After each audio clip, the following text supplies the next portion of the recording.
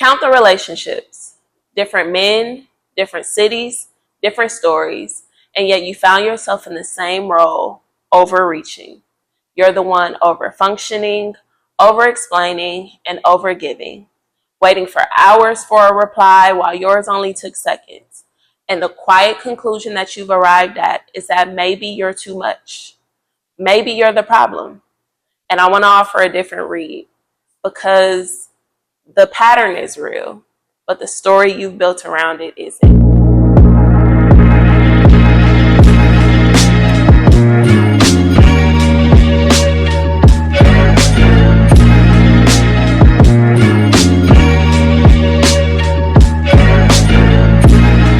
Welcome to The Other Side. My name is Carrie Hudson. I'm a therapist and a guide, helping women to break toxic relationship patterns, reclaim confidence, and develop the blueprint for healthy, lasting love. And today we are talking about the dynamic where you always end up loving more, wanting more, and working harder for less. And by the end of this video, I want you to understand that there is nothing wrong with you, but there is something wrong with the mindset that you bring to relationships. And by the end of the video, we are going to shift that. So let's get into it, because there is a mindset that you carry with you that says or dictates to you that you must work hard in order to earn love, that you have to give, that you have to do, that you have to perform in order to be loved, that if someone else shows up in need, in fact, the other people in your life have to show up in need in order for you to be useful in the relationship. And so it puts you in the position of the giver. You are always poised and positioned to give. And if you do not have the opportunity to give in a relationship, you feel anxious, you feel afraid, you feel useless. And none of that is true, because when you are joining a relationship or getting to know someone, there is absolutely nothing for you to do. It is simply for you to just show up. And so the reason you sort of find yourself in this position all the time in your relationships is because this is who you believe you are. This is who you believe you have to be. This is how you believe you have to show up, and the other person gets to like chill, right? And so in many ways, I often look at relationships with these dynamics as if you are shrinking. And the truth is that it's quite the opposite of shrinking. It's actually taking up a lot of space. And the space that you're taking up is the I volunteer, I'll do it, me, pick me, I will do it. That's the space that you are filling up, and no one else can show up. Oh, no, I got it. Oh, no, have a seat. I'll take care of it. And as I tell my clients and the women that I work with, even the men that I work with, that you have got to learn to sit on your hands. But that's an aside for another day. Right now, it's not about really what you need to do. It's what you need to understand, that this is a role that was given to you, right? You felt like you had to show up and do things in order to earn love. You could not have just been loved growing up or given what you understood love to be freely, right? Maybe your parents or caregivers were busy or occupied with other things. Maybe you had a single parent, right, who had to work excessively in order to make sure all the ends met. And so they didn't have a lot of time for attention and affection. So you performed in order to be recognized and acknowledged and loved, right? Given that pat on the back or that good job, right? I'm proud of you. It all came at a price. You had to do something to earn it instead of just being, right? And often, that's the mindset that a lot of women, high achieving women, carry around in terms of the men that they date. I've got all these degrees. I have this career. I have this job. I have this car. And in most cases, a lot of healthy men, while they may be impressed with that and it's nice to have, it doesn't really matter, right? Because this is all that you want to present, right? You don't understand all the value that you have outside of what you can do for someone and what you've achieved, right? And it's because you were sort of conditioned to believe that my value is in what I can do, right? When I get good grades, that's when I got acknowledged. When I cleaned up, when I did this, when I helped my mom, when I did X, Y, and Z, that's when I got the attention that I so desperately craved. So why are you not giving me attention otherwise, right?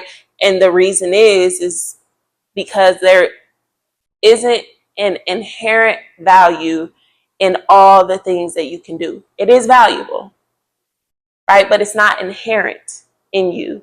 There are people who can't do what you can do, and they are just as valuable simply because they are. And so there is a huge mindset shift that has to take place in order to understand that I don't have to perform in order to be loved. And the reason why you find yourself constantly in these situations is sort of the saying that goes, you know, if you search for it, you'll find it.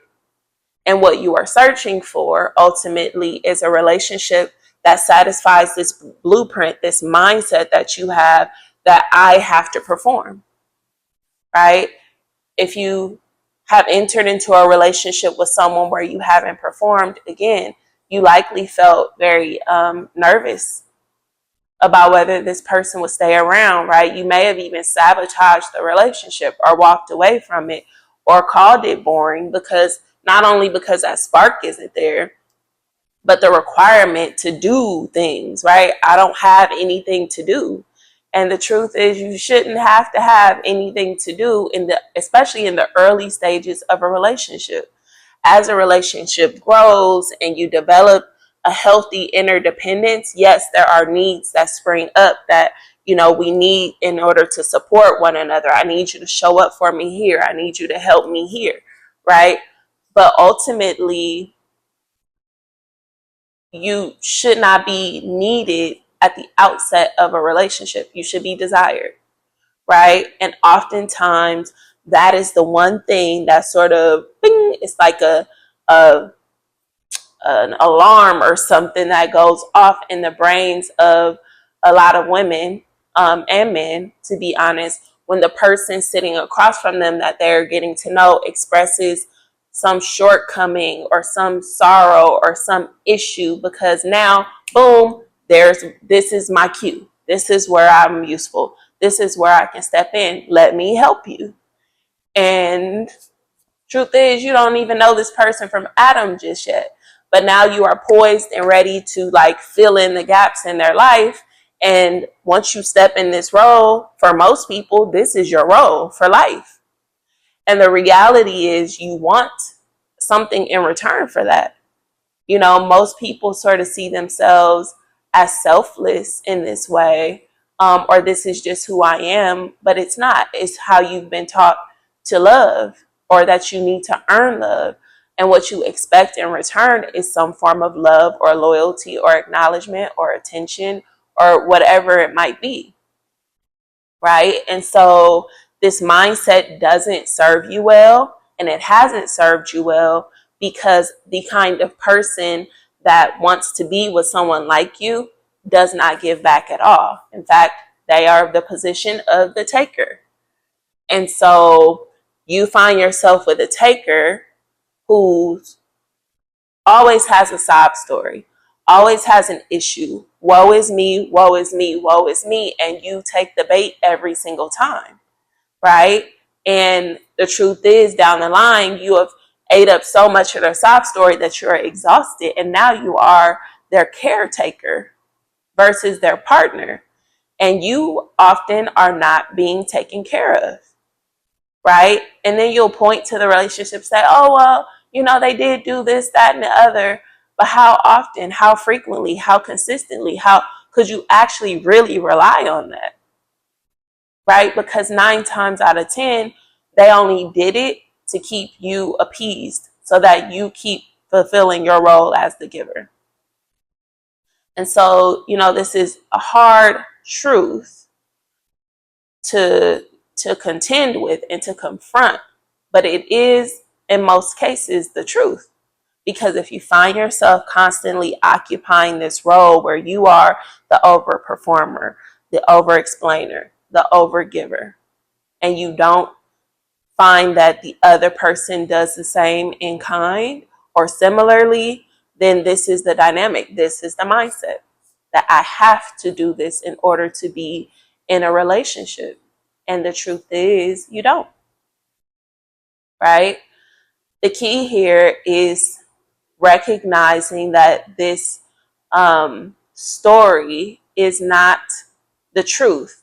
It's just the story that you've existed in, right? And this story can be rewritten, and now you can actually embark upon and engage in relationships with people who simply just want to get to know you. And I know that might feel like, ugh, really? Right? Or an untruth. Or maybe you feel like you know this, but somehow you still keep falling into the same pattern over and over again.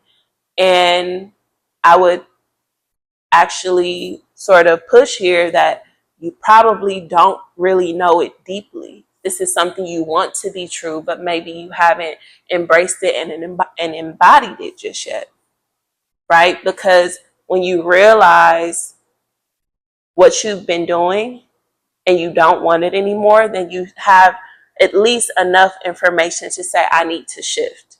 And here's the shift.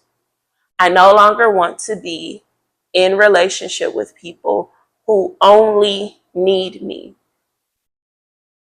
I no longer want to be in relationship with people who only need me. I want to be in relationship with people who desire me romantically or even platonically, who just want to have a good time, and we have a wonderful aligned conversations and experiences, and we like the same things, and we enjoy life, and we just have a good time together. That is the start of a healthy relationship. Not, oh, you need a ride. Oh, you need me to do something for you. Oh, you need money. And some of these things are a bit more extreme than others, right? But often we miss the neediest people because they don't come like, oh, can I stay at your house? Those are sort of some of the more recent stories that are more extreme. But oftentimes people come in, oh, I'm just not really good at speaking up for myself. Oh, I don't really save money that well. Oh, I do pretty well for myself. I don't know how to comb my daughter's hair, whatever it is, right? Oftentimes these are very subtle shortcomings that people start with in order to just hook you. There's just a little bit of bait to pull you in so that you are instant. That part of you that wants to do something, there is a part of you that craves giving, right? Because there is something attached to it. Your value in your mind is often attached to your giving. And so let me do it. I can comb hair. Oh, I can share with you a budget.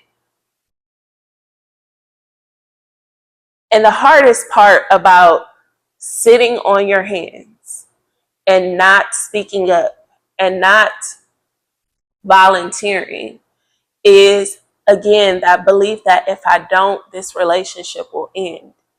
And if you have to show up in this way, the relationship probably should end, right? These are signs for you that this is not the healthiest relationship for me. But when this is all you know, it's hard to walk away from it because it's hard to trust that there is something better out there for me. And trust me, there is, right? There are billions of people in the world, millions of people in your city, thousands of people in your neighborhood, right?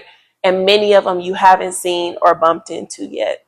And the possibility is out there, you have to be open to it. You have to sort of shift your mindset and your energy to expect that. Otherwise, you will settle for anyone who comes along who has needs that you can fill. And again, it's pretty scary when you start off trusting that I don't want to be needed, I want to be wanted. So I'm going to pass on this one to see if there's someone else who will just simply want me. Right? It's hard to like bite your tongue and not volunteer and to just say, oh, that sounds hard. Right? But there's a line for you. That sounds really hard. You can say that. You can have empathy. You can, sympathize for people without stepping in and volunteering and taking over. And that's a huge shift. One that if you embrace it will probably net you different results. It will net you different results in your relationships. I'm a witness. I can guarantee it. And the different results, again, some scarier than others, is that maybe this person will exit my life. And it's one thing that I talk to clients and group members about all the time, right? Growing comfortable with, yes, this is a possibility that this person goes away. And so, I really want to encourage you here to make the shift. The shift is I no longer want to be needed in relationships. I want to be wanted in relationships. And I believe that there are people, both platonically and romantically, who will enter into my life and only want me and not need anything from me out the gate, right? Need is built after, reliability and trust is established and we know one another. Now we can start to move into the space of needs. But to immediately jump in and need someone, it's early signs of abusive, right? Because I don't really want you here. Like, the first thing I want from you is something for me versus just something for us where we can have a good time together and get to know one another, because ultimately a relationship is not you or me, it is us. Okay, so I really want to encourage you to make the shift, right, to being wanted versus needed, and to believing that there is someone out there who will show up for me in this way, because there is. You are worthy of more. You do not have to continue to be the performer and the hoop jumper and all of the things in order to get love. You've done that, and it's time to put it away. And if this is you and you are ready to make the shift, I want to invite you to take the relationship pattern diagnostic. It is a free diagnostic where you answer a few questions. You will get immediate results about what your pattern looks like. And you will also get connected with me and my members of my next chapter community, where I send monthly emails of encouragement, of education, things along the lines of what you've seen in this video. And it's important to just begin to get the clarity to take a few steps back from the ways in which you've been doing things. And my goal, my hope is to help you to shift and to break patterns and to develop good, healthy options for yourself so that you actually live a life that you enjoy and that you actually engage in relationships that are fulfilling, because it's possible. And so I want to thank you for joining me today. Please like and subscribe and share this with someone else. I know you know somebody who has unhealthy patterns and also needs help with not being the one who's always giving and showing up and doing the thing. We all know at least 5 people. Share it with 2 or 3 of them, or all 5. And so I thank you for joining me, and I will see you next time right here on Break Free Sundays. Have a good one. Take care.